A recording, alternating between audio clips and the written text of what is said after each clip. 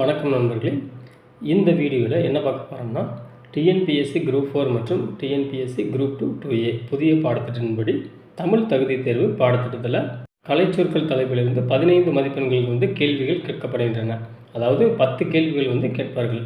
நம்ம 6லிருந்து 12ஆம் வகுப்பு வரை உள்ள தமிழ் புத்தகத்தில் உள்ள கலைச்சொற்களை நம்ம மனப்பாடம் பண்ணால் தான் இந்த 10 கேள்விக்கு நம்ம சரியாக விடையளிக்க முடியும். அதில் ஒரு பகுதியாக நம்ம ஏற்கனவே 6ஆம் வகுப்பு தமிழ் புத்தகத்தில் உள்ள கலைச்சொற்களும் 7ஆம் வகுப்பு தமிழ் புத்தகத்தில் உள்ள கலைச்சொற்களும் ஏற்கனவே வீடியோவாக வெளியிடப்பட்டுள்ளன. இப்போ இதன் 3வது வீடியோவாக 8ஆம் வகுப்பு தமிழ் புத்தகத்தில் உள்ள கலைச்சொற்களை பார்க்க போகிறோம். வாங்க பார்க்கலாம்.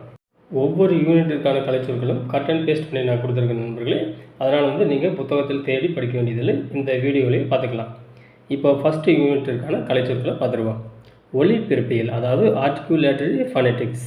அதாவது ஆர்டிகுலேட்டரி ஃபனெட்டிக்ஸ் அப்படின்னா ஒலிபெருப்பியல் என்று பொருள். ரெண்டாவது பார்த்தீங்கன்னா ரைட் சைடு உயிரொலி அப்படின்னா வவல். வவல் அப்படின்னா உயிரொலி. பார்த்துங்க நண்பர்களே, உங்கள் மனசில் நல்லா பதிவிற்காக நான் 2 முறை மாற்றி மாற்றி படிக்கிறேன். ஏன்னா தமிழில் கொஸ்டின் கேட்டு இங்கிலீஷில் அதற்கான அர்த்தத்தை எழுத சொல்லுவாங்க. அது மட்டும் இல்லாமல் இங்கிலீஷில் கொஸ்டின் கேட்டு, அதாவது ஆங்கிலத்தில் அந்த வார்த்தையை கொடுத்துட்டு அதற்கான தமிழ் கலைச்சொல் மொழிபெயர்ப்பை கேட்பாங்க. அதுக்காக தான் நான் திருப்பி திருப்பி படிக்கிறேன். இப்போது அடுத்த கலைச்சொல்லை பார்த்துருவோம். மெய்யொலி, அதாவது கான்சனன்ட்.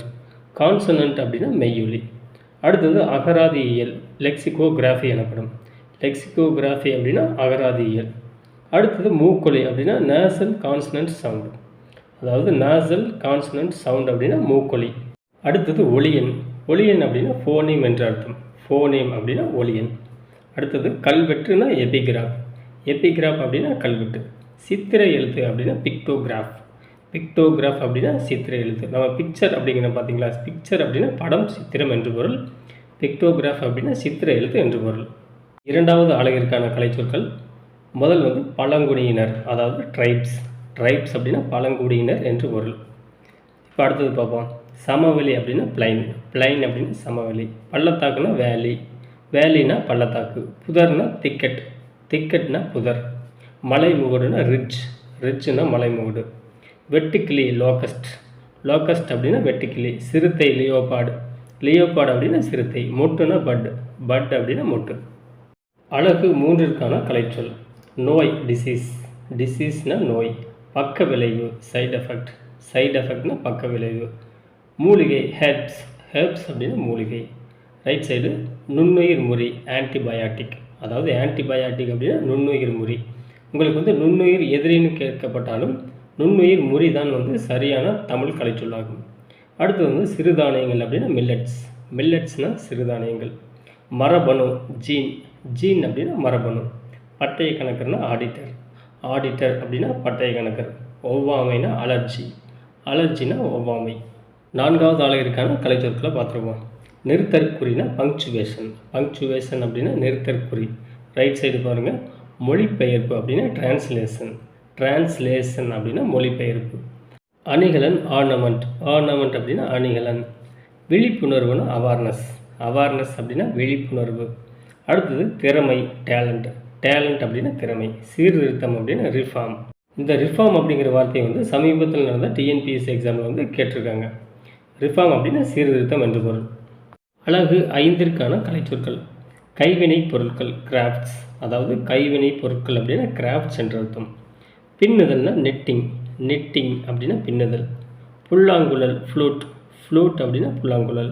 கொம்புனா ஹார்ன். ஹார்ன் அப்படின்னா கொம்பு. முரசுனா ட்ரம். ட்ரம்முனா முரசு. ட்ரம் ஸ்டிக்னா முருங்கைக்காய்னு அர்த்தம். கைவினைஞர் ஆர்டிசன். கைவினைஞர்னா ஆர்டிசன் என்று பொருள். அடுத்தது கூடை முடைதல் அப்படின்னா பேஸ்கெட்ரி. அதாவது பேஸ்கெட்ரி அப்படின்னா கூடை முடைதல் என்று பொருள். பேஸ்கெட்னா கூடை என்று பொருள். சடங்கு அப்படின்னா ரைட். ரைட் அப்படின்னா சடங்கு. இப்போது அடுத்த அழகிற்கான கலைச்சொற்களை பார்ப்போம். நூல் அப்படின்னா த்ரெட். த்ரெட் அப்படின்னா நூல். தையல்னா ஸ்டிச். ஸ்டிச்னா தையல். தறினா லூம். லூம் அப்படின்னா தறி. ஹேண்ட்லூம் அப்படின்னா கைத்தறின்னு அர்த்தம். ஆலை அப்படின்னா ஃபேக்ட்ரி. ஃபேக்ட்ரி ஆலை. பால் பண்ணைனா டைரி ஃபார்ம். அதாவது டைரி ஃபார்ம் அப்படின்னா பால் பண்ணை. சாயம் ஏற்றுதல் அப்படின்னா டையிங். டையிங்னா தொழிற்சாலை கிடையாது நண்பர்களே. டையிங் அப்படின்னா சாயம் ஏற்றுதல். தோல் பதனிடுதல் அப்படின்னா டேனிங். டேனிங்னா தோல் பதனிடுதல். டையிங் அப்படின்னா சாயம் ஏற்றுதல். ஆயத்த ஆடைனா ரெடிமேட் ட்ரெஸ். ஆயத்த ஆடை அப்படின்னா ரெடிமேட் ட்ரெஸ். 7வது யூனிட்டிற்கான கலைச்சொற்கள். குதிரை ஏற்றம் அப்படின்னா எக்வஸ்ட்ரியன். எக்வஸ்ட்ரியன் அப்படின்னா குதிரை ஏற்றம். ஆதரவு சப்போர்ட். சப்போர்ட் ஆதரவு. கதாநாயகன் த ஹீரோ. த ஹீரோ அப்படின்னா கதாநாயகன். வரி டேக்ஸ். டேக்ஸ் அப்படின்னா வரி. முதலமைச்சர் சீஃப் மினிஸ்டர். சீஃப் மினிஸ்டர் முதலமைச்சர். வெற்றி விக்டரி. விக்டரி அப்படின்னா வெற்றின்னு அர்த்தம். தலைமை பண்புனா லீடர்ஷிப். லீடர்ஷிப் அப்படின்னா தலைமை பண்பு. சட்டமன்ற உறுப்பினர் மெம்பர் ஆஃப் லெஜிஸ்லேட்டிவ் அசம்பிளி. அதாவது மெம்பர் ஆஃப் லெஜிஸ்லேட்டிவ் அசம்பிளின்னு சட்டமன்ற உறுப்பினர். 8வது அலகிற்கான கலைச்சொற்கள். தொண்டு அப்படின்னா சேரிட்டி.